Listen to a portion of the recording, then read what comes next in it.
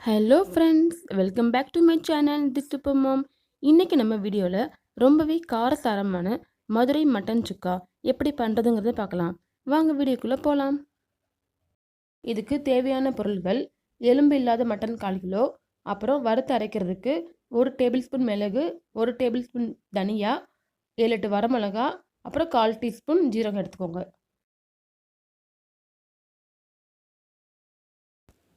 கூடவே ஒரு 10-12 சின்ன வெங்காயம், கொஞ்சம் கருவேப்பிலை மல்லி, 4-5 பல் பூண்டு, 2 பச்சை மிளகாய் எடுத்துக்கோங்க. முதல்ல நம்ம இதுக்கு தேவையான மசாலா ரெடி பண்ணிக்கலாம்.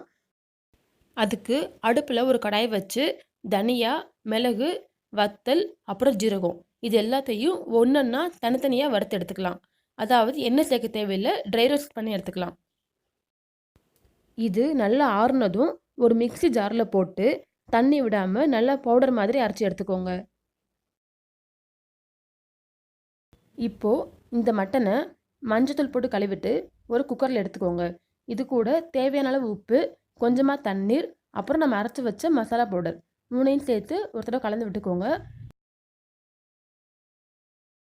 இப்போது குக்கரை அடுப்பில் வச்சு எத்தனை விசில் வேணுமோ அத்தனை விசில் வச்சு வேக வச்சு எடுத்துக்கோங்க. இப்போ என்னோடய குக்கருக்கு வந்துட்டு ஒரு 6 விசில் வச்சா கரெக்டாக இருக்கும். 6 விசில் வந்துருச்சு. இப்போது ஓப்பன் பண்ணி பார்க்கலாம்.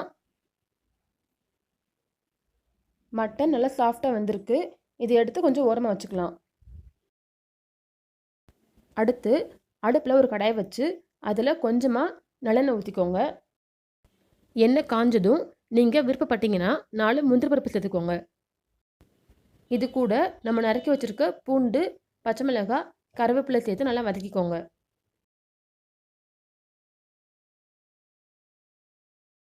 இது கூட நம்ம பொடியாக கட் பண்ணி வச்சுருக்க சின்ன வெங்காயத்தை சேர்த்து நல்லா வதக்கிக்கலாம். வெங்காயத்துக்கு தேவையான அளவு உப்பு மட்டும் சேர்த்துக்கோங்க. வெங்காயம் நல்லா பொன்னிறமாக வதங்கிருச்சு. இப்போது இது கூட நம்ம வேக வச்சு எடுத்து வச்சுருக்கோம் இல்லையா கறி, அதையும் சேர்த்து நல்லா கலந்து விட்டுக்கோங்க.